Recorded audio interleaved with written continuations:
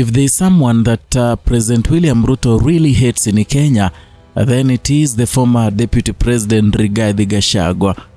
Rigathi Gachagua is one person who reveals secrets, is one person who doesn't care, is one person who is so brave, and is one person who is so determined to take his revenge against President William Ruto for maybe impeaching him before his term ended. Now, today, Rigathi Gachagua revealed shocking details on what President William Ruto wanted to give to Kenyans in his State of Nation address. He revealed the plan President William Ruto has of deceiving Kenyans and also presenting 2060 vision, which will be led and chaired by the former President of Kenya, Uhuru Kenyatta. And here, Rigathi Gachagua laid it bare, saying that Kenyans should not allow William Ruto to deceive them again the way he deceived them in the Vision 2030, something that has not or that can never be achieved. Now he wants to unravel another vision for 2060 so that he can lure Kenyans to vote for him in the next year's general election. I want you to watch this video of Rigathi Gachagua elaborating on how William Ruto want to deceive Kenyans again. Sasa leo, he has come up with another con game deception. Very big one tonight. Ameita mativi saa moja leo. Amepanga wa Kenya the way he'll con them and deceive them. Sasa leo saa moja. Mwambie nisimwambie. Ati ameita State of the Nation address. Do you know what he is coming to do? To launch Kenya Vision 2060. This guy thinks Kenyans are fools. He is coming to launch Vision 2060. Yapangie wa Kenya vile watakaa from now to 20. Ile 2030 aliua. Si ilikuwa 2030 ya Moi Kibaki? Ameua hajaua. Sasa wewe umeua Vision 2030. Tonight, you are calling Kenyans to deceive them, but you are launching Vision 2060. The third part, which has made me very uncomfortable, he wants to appoint retired President Uhuru Kenyatta to be the team leader.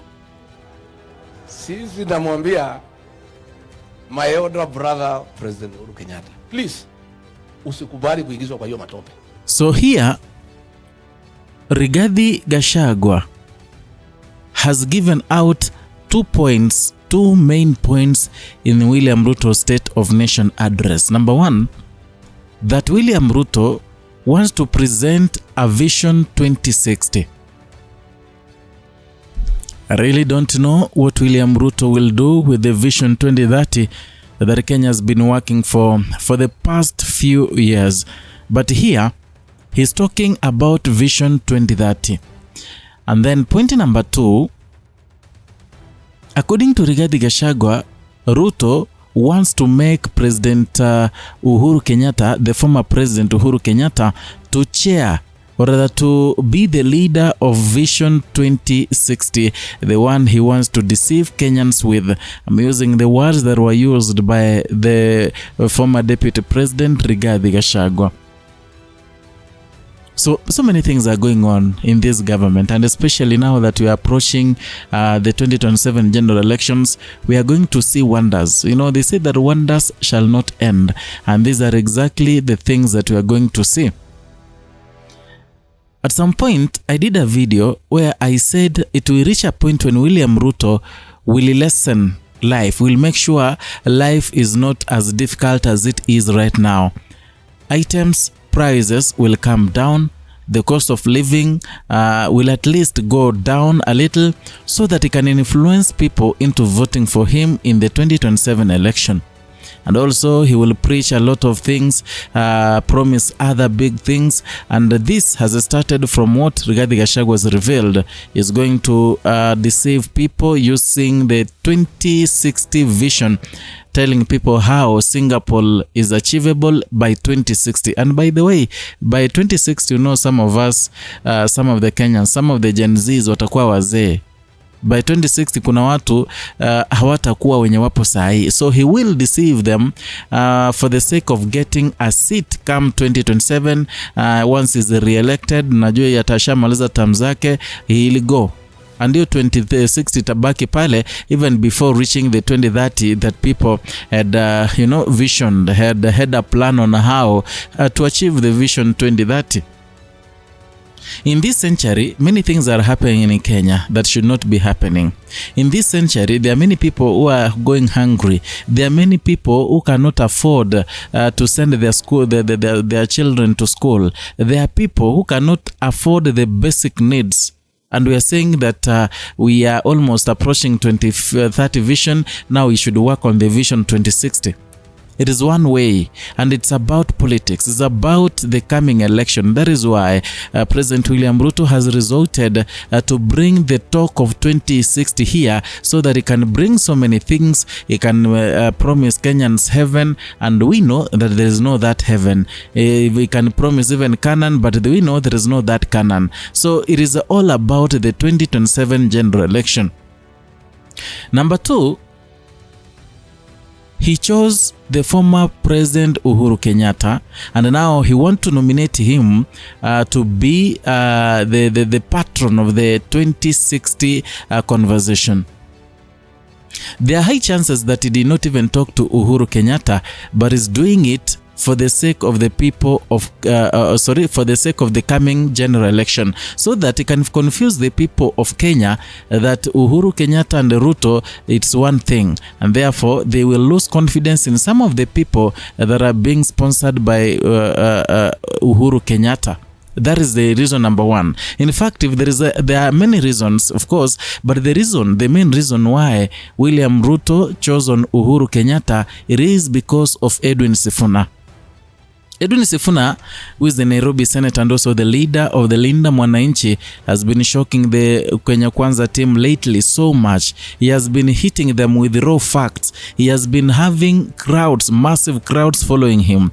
He has been so huge. Let me use the word huge. His rallies are so big. It is something that was not expected, and many people, many leaders in Kenya really underestimated Edwin Sifuna. In fact, the conversation was revolving around Rigathi Gachagua, Eugene Wamalwa, Kalonzo Musyoka, Fred Matiang'i. But the emergence of Edwin Sifuna, it seems to have really spoiled the mathematics, and William Ruto now is devising a way of pulling the crowds from Edwin Sifuna.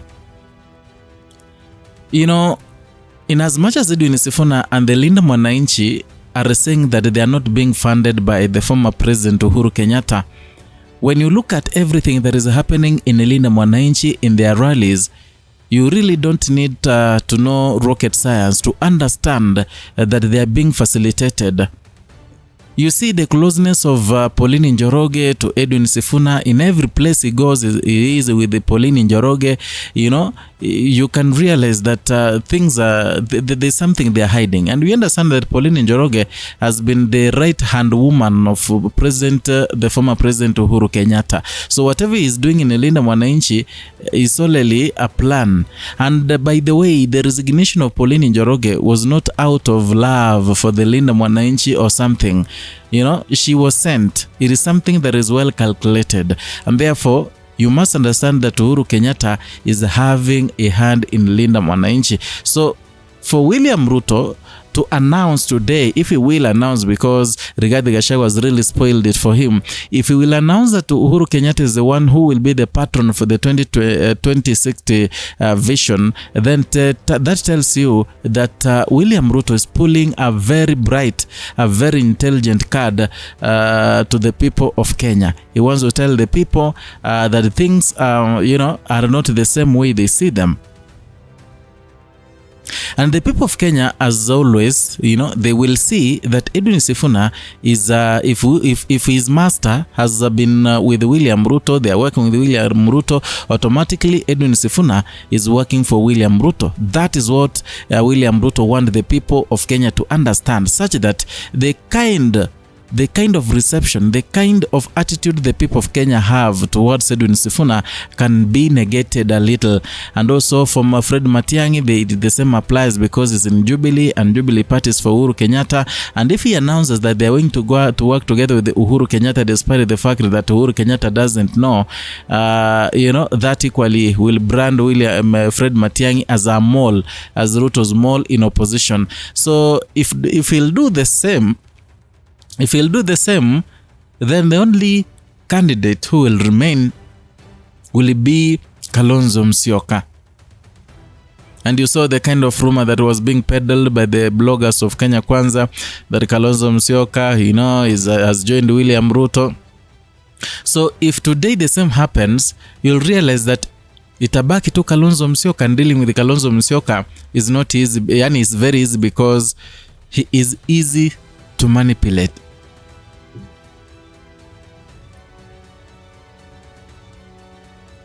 Ladies and gentlemen, I really don't know what you think about the whole issue, about what Rigathi Gachagua revealed. You can write a comment down in the comment section. Let us talk, let us discuss. Perhaps we can form a basis of whatever we're going to talk about in the next video. If you're new here, consider subscribing, liking, and sharing out.